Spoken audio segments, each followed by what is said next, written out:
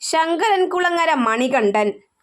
പൂങ്കുന്നം ശങ്കരൻകുളങ്ങര ദേവീക്ഷേത്രം വകയായുള്ള ആനയായിരുന്നു.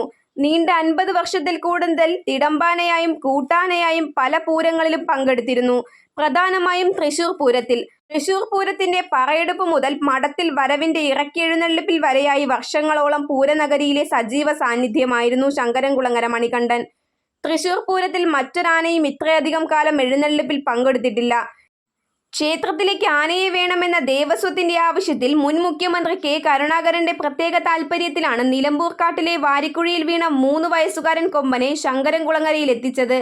സമീപകാലം വരെ തിരുവമ്പാടിയുടെ വെടിക്കെട്ട് സമയത്ത് പന്തലിൽ തിടമ്പുമായി നിൽക്കുന്ന ദൗത്യം മണികണ്ഠനായിരുന്നു. മഠത്തിലേക്കുള്ള വരവിൽ തിടമ്പേറ്റുന്നതും നെയ്തലക്കാവിന്റെ കോലമേന്തുന്നതും മണികണ്ഠനായിരുന്നു. തൃശൂർ പൂരത്തിൽ അരനൂറ്റാണ്ടിലധികം കാലം തിടമ്പേറ്റിയിരുന്നു ഈ കൊമ്പൻ. തൃശൂർ പൂരത്തിന് തിരുവമ്പാടിക്കും പ്രതിഷ്ഠാദിനത്തിന് പാറമേക്കാവിനും മണികണ്ഠൻ തിടമ്പേറ്റിയിട്ടുണ്ട്. തൃശൂർ, ആറാട്ടുപുഴ, തൃപ്പൂണിത്തുറ, കൂടൽമാണിക്യം, നെന്മാറ വല്ലങ്ങി തുടങ്ങി കേരളത്തിലെ പ്രസിദ്ധമായ ഉത്സവങ്ങളിലെല്ലാം ശങ്കരൻകുളങ്ങര മണികണ്ഠൻ സജീവമായിരുന്നു. തൃശൂർ പൂരത്തിൽ 58 വർഷം പങ്കെടുത്തിട്ടുണ്ട്. തിരുവമ്പാടിക്കായാണ് തൃശൂർ പൂരത്തിൽ എഴുന്നള്ളിയിരുന്നത്. തൃശൂർ പൂരപ്രേമികളുടെ മനം കവർന്ന ശങ്കരൻകുളങ്ങര മണികണ്ഠൻ 2023 ജൂലൈ 10 ഉച്ചയ്ക്ക് 2 ചെരിഞ്ഞു. പ്രായാധിക്യം മൂലം കുഴഞ്ഞു വീണ് ചെരിയുകയായിരുന്നു.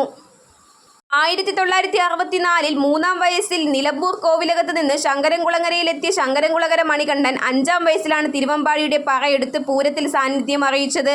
തുടർന്നുള്ള 50 വർഷം കോലമേന്തിയും കൂട്ടാനയായും മണികണ്ഠൻ പൂരത്തിൽ പങ്കെടുത്തു.